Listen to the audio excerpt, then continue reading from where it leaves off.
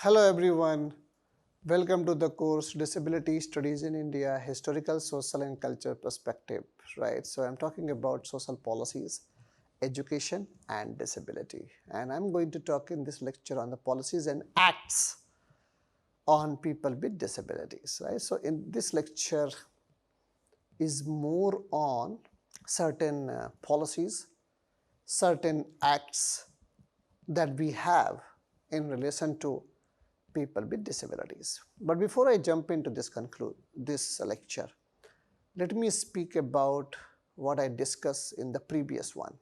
What I talked is how social attitudes, cultural barriers are stopping people with disabilities to be included in the structure of the society, right?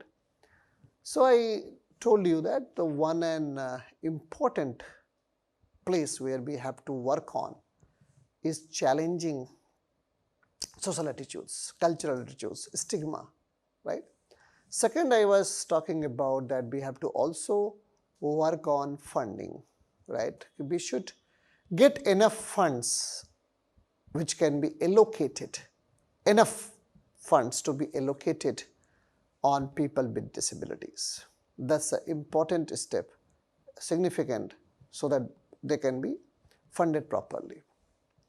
Because if we don't have enough funds, how are we going to implement that? Obviously, keeping this in mind, we have to also look at awareness program.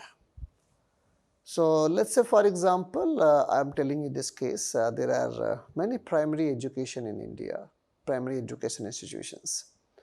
If you look at the status of it, it's still improving, but the problem that we have is we don't have efficient teachers who can really educate people with disabilities, right? There are multiple problems. The one of them I'm talking about, training problem, right? Are our teachers properly trained? Are our teachers have got the enough training so they can really work towards this? I don't think so, right? That's an important concern that I have here.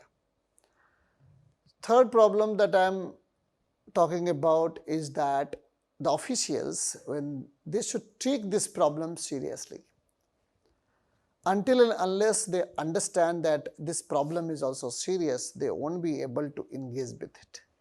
They will not prioritize this. So prioritization is important, and like you have to see that this is also pressing challenge that we have, and one has to work and address this on timely, right? So let's look at the first slide, and then I'll talk in details about each slide because there's something new that I'm going to discuss today.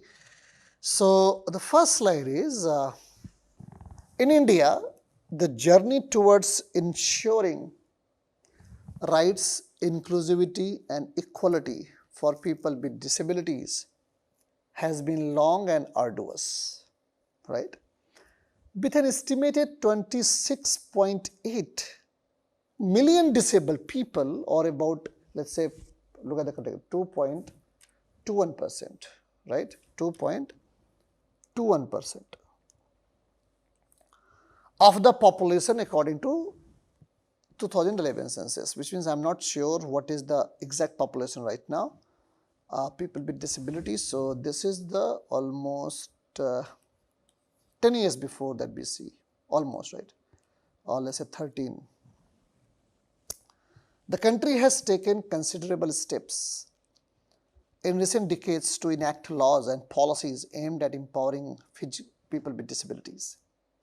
So we are going to look at into the history, development and current framework for policies and act related to disability in India, highlighting both achievements and the challenges that remain, right? So what we are going to look at, history, development and the current framework of policies and acts related. Let me just talk about the numbers first, right?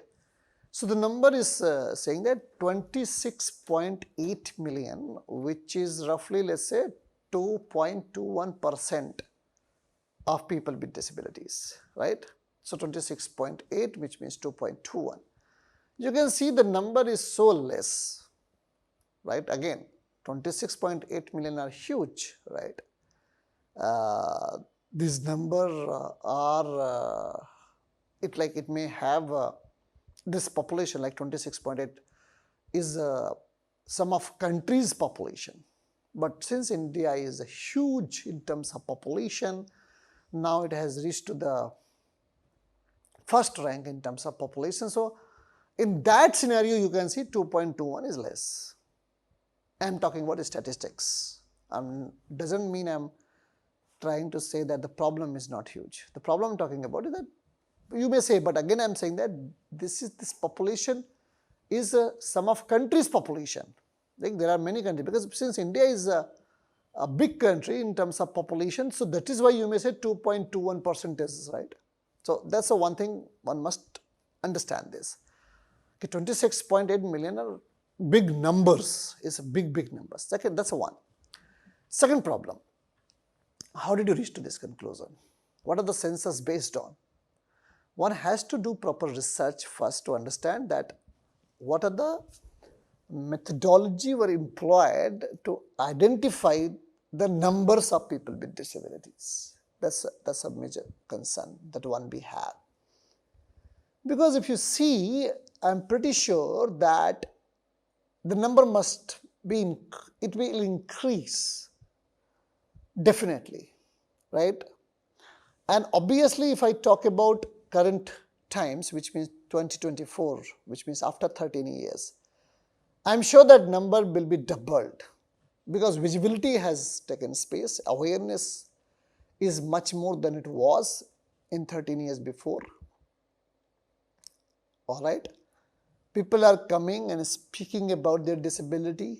They are not like, in fact, if you see in 2011, I hardly recall, because in 2011 I did my PhD. I was pursuing my PhD, and in 2009 I passed out my PG exam.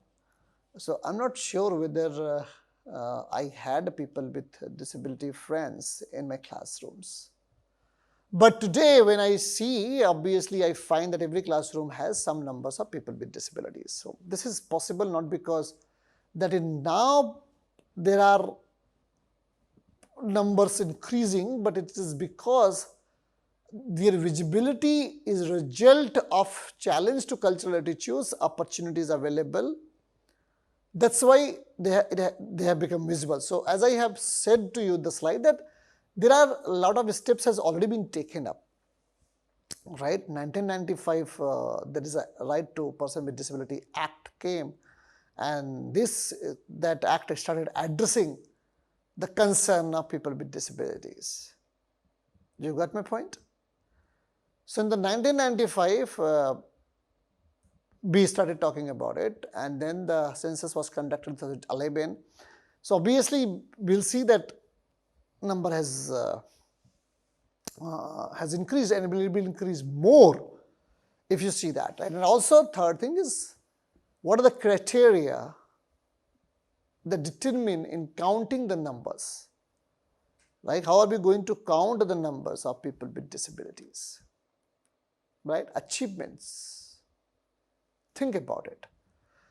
So what I'm saying is that you can see around and you can talk to people and you will see that the number are huge, right? Look at the slide, please.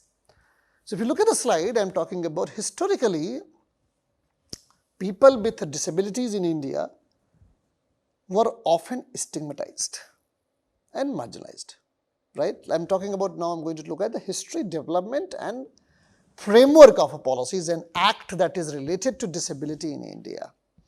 So we have to focus on history.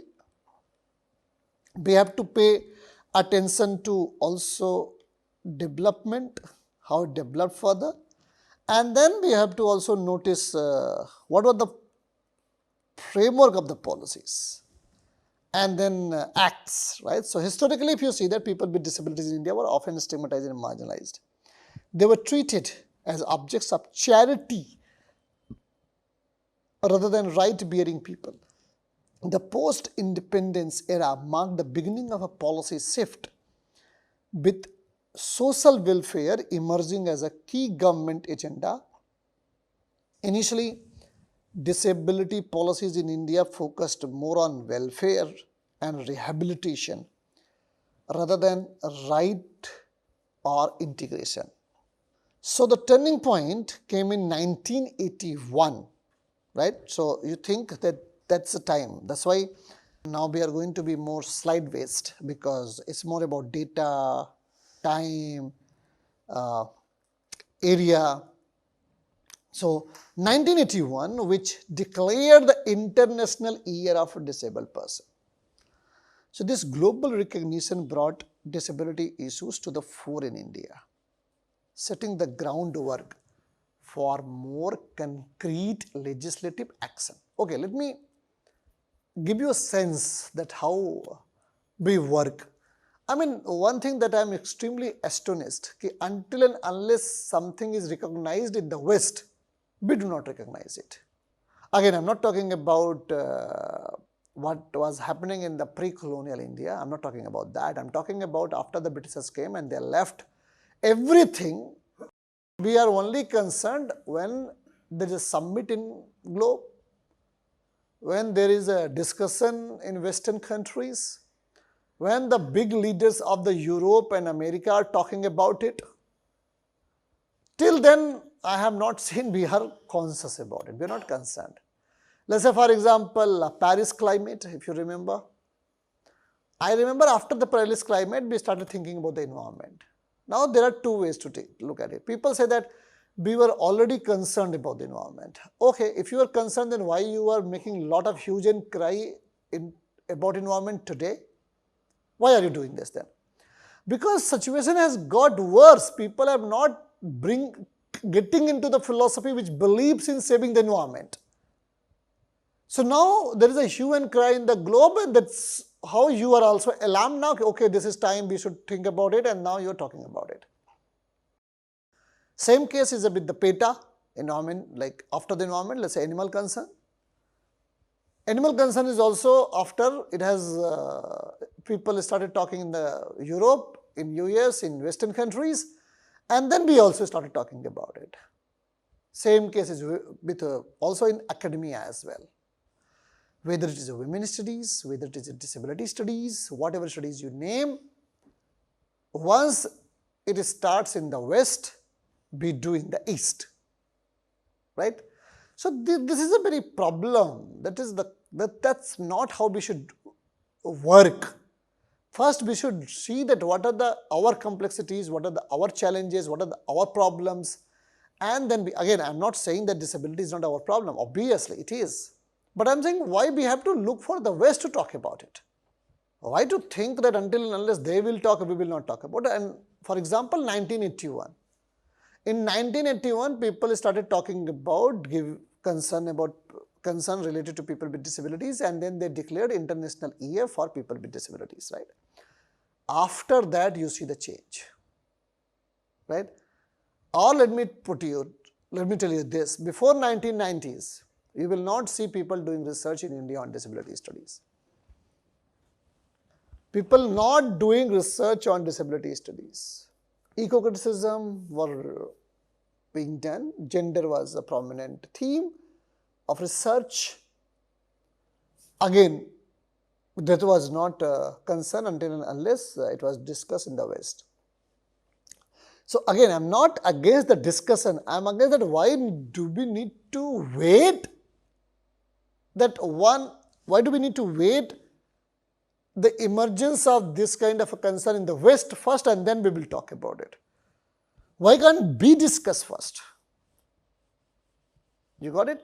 So after 1981, people started talking about it, people started discussing, people started thinking about it, and then it took a very new and different angle altogether, right? So let's go to the next slide, please. The person with disabilities, equal opportunities, right? Protections of Rights and Full Participation Act 1985, that is what I was talking about, right? I mean, in the beginning of lecture I was talking about this act. Please, it's my humble suggestion to you that you download this. It is available for free in the Google, and please read it.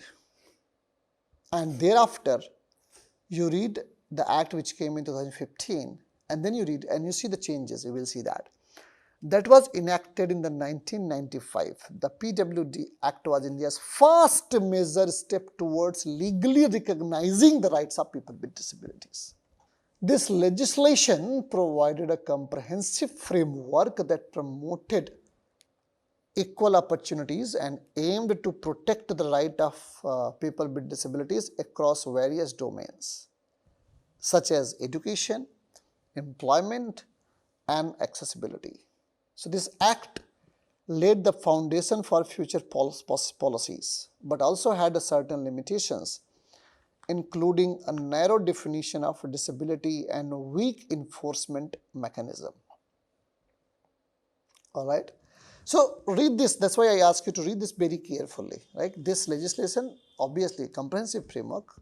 It believed in promoting equal opportunities, and it aimed to protect the right of people with disabilities across various domains like education, employment, and accessibility. So this act laid down the foundation for future policies, but had certain limitations, including a narrow definition of disability and weak enforcement mechanism. So two things. One, I just introduced you the Disability Act 1995. When I'm asking you to read in details, obviously if you read that's really good, but the concern that I'm trying to tell you, three things. The one, when you are reading this act, think for a second that how many disabilities were included, whom they are defining as a disabled, whom they are not defining as disabled. See, I'm not saying that that's wrong. I'm just saying that is a major step taken, but I want you to not to blame anything, but I want you to analyze that. Okay, how the meaning shifts, how the definition shifts, how the changes you can perceive by your own self. Right? So in 1995, first thing you see how many people were considered as a disabled. Second, I would suggest you to see what are the policies and measures were taken in relation to people with disabilities. Right? And then your job is to understand what are the thinking that govern them when they were policing this, right? Because when you make a policies, you have certain understanding about people with disabilities. I want you to tell me those understanding that led them to talk about the 1995 Act, right of the person with disabilities, equal opportunities, right? The Rights of Person with Disability Act 1995. So it's a simple. What was the motive? What was the thinking behind framing that? And when they are writing something, why are they writing? What do you think? And then obviously I would suggest you, which I will be discussing in my further of my lectures, that you have to read also the new act passed, and then you have to compare and contrast. I wish I could teach you in the classroom and made you to do this. Right. Then you will see the changes, you will see the safety, you will see the evolution, you will see how people are talking about it. But second question that I have, just to prove my point, 1981, International Year for People with Disabilities. 1995, first time recognition for the rights of people with disabilities. India got independence in 1947. Constitution came into the existence in 50. Right? Almost 45 years it took to recognize the concern or the rights of people with disabilities. So you can imagine that what used to happen before 45 years. Forget about today. Even today the situation is not much better. However, it is improving. I will not say it's not improving, but I'm just asking you to look at the situation before 1995. After 1947 till 1995. Obviously, after 1995, a lot of changes occurred. However slow, but still there are changes. But the point what I'm talking about, think about it, give a reality. So, in 1990s, if you remember, in 1990s, look at the chronology. 1995, first act passed in India. 1990s, when Europe started, West and like Europe, means US and UK, they started discussing about people with disabilities in the academia. After that, it started coming. It trickled down to the east. You got this? Yeah. So look at the site, please. Then we have national policies for person with disability 2006. This is another policy that we have. This is an act that was passed. This is the policy 2006. 2006 policy marked another significant advancement. It emphasized the need for physical and social environment accessible to PWDs, along with ensuring their full participation in family, community and economic life. Right. So, it emphasized the need for physical and social environment accessible to people with disabilities, along with ensuring their full participation in family, community and economic life. So, this policy laid stress on prevention, early detection and rehabilitation. So, promoting inclusive education and employment for people with disabilities. Again, what is the problem? The problem is lacking specific actionable strategies, right? Actionable strategies, and it failed to address disability issue holistically. So, I was talking about it, right, that we have to be very careful that how we are doing this. I mean, obviously, in form it is good, right, they are thinking about it, but they have a problem in implementation, or they lack actionable strategies. So, this is all data that we have, and I think you just read and just work on it and think. I cannot tell you the details, but we have the Rights of a Person with Disability Act 2016, RPWD Act. I mean, it's constantly referred, the RPWD Act, which enacted in 2016, considered a landmark in India's disability policy landscape. The legislation expanded the definition of disability from the previous 7 categories to 21. I'll talk about it, right? 7 to 21, including a wide range of disabilities such as autism, cerebral palsy, muscular dystrophy, mental illness. The Act aligned India's disability policy with United Nations Conventions on the Rights of Persons with Disability, which means RPWD Act aligned with UNCRPD, which India ratified in 2007. Right? Let me first talk about it before I come to talk about what it includes. What were the key provisions that we noticed there? Right? 2 things. You remember that as it's justified, right? First there was UNCRPD, UPCR, and then we had Rights of Person with Disability Act. Why is this? Why UN has to do something and then you ratify? Why we cannot bring our own policies first? I understand the global crisis, I understand the global pressures, that is why one has to ratify if you are a member of UN, but you see that that's a one concern. Obviously, let's not talk more about it. I'm sure that I have made my point very clear. Second concern that we have is moving towards numbers.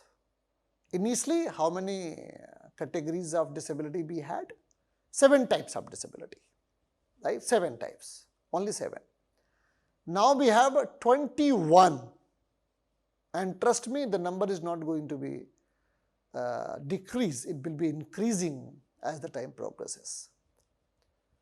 From 7 to 21 we have got. So, 21 types of disability were identified, and where they started giving importance to cognitive impairments, right? Muscular dystrophy, range of definition were provided.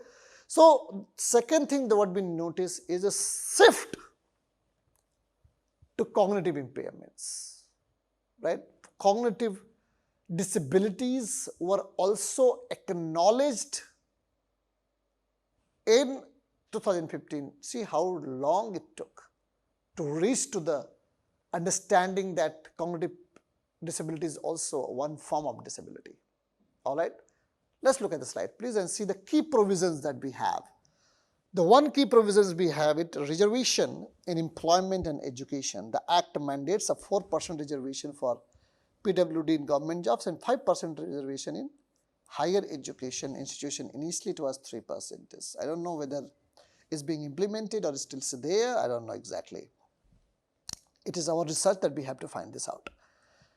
So the Act requires accessibility and non-discrimination. All public buildings, educational institutions, transportation systems be made accessible to PWD. I'm sure you have noticed that there are 2 seats which are meant to be for people with disabilities, which were always occupied by people without disabilities, and there is no provision how to access the bus, right? They have just made seats available for people with disabilities, but how to access that, I don't know where the work is being done there. Then we have a special courts and grievance redressal. The Act mandates the creation of special courts. I don't know how many courts we have got so far. It just mandates the creation in each districts to address cases of violation of PWD rights set up. And it also asks to set up central and state level advisory boards to oversee the implementation of disability policies, right? So in addition to this landmark legislation, India has also developed several institutions and schemes to support PWDs. What are those? Rehabilitation Council of India, that was established to standardize and regulate the training of rehabilitation professionals, right, to ensure high quality services for PWDs. Then we have a Deen Dayal Disabled Rehabilitation Scheme, and this scheme provides financial assistance to NGOs for activities related to education, vocational training, and rehabilitation for PWDs. So the one we have Rehabilitation Council, then we have Deen Dayal Disabled Rehabilitation Council, Rehabilitation Scheme. And then we have a Sugamya Bharat Abhiyan, Accessible India campaign.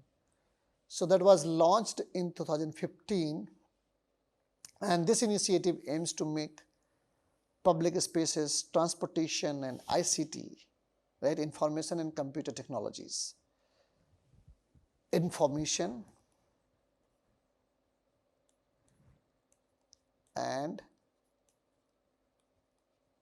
computer technologies accessible for PWDs, focusing on enhancing accessibility as a means to improve PWDs qualities of life, right? So what I discuss in my lecture, right, just to conclude my lecture, what I discuss is that how UNCRPD and other act and other policies started getting implemented, talking about people with disabilities. They started engaging with the discourse of disability, and they thought of improving the lives of people with disabilities, right?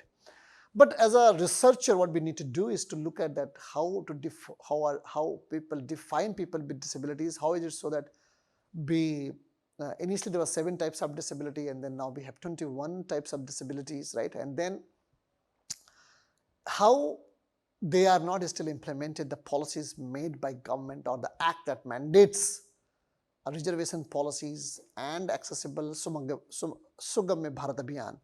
So what are the problem people are still facing, and they are not able to implement them in our educational institutions, cultural institutions, political institutions, so on and so forth.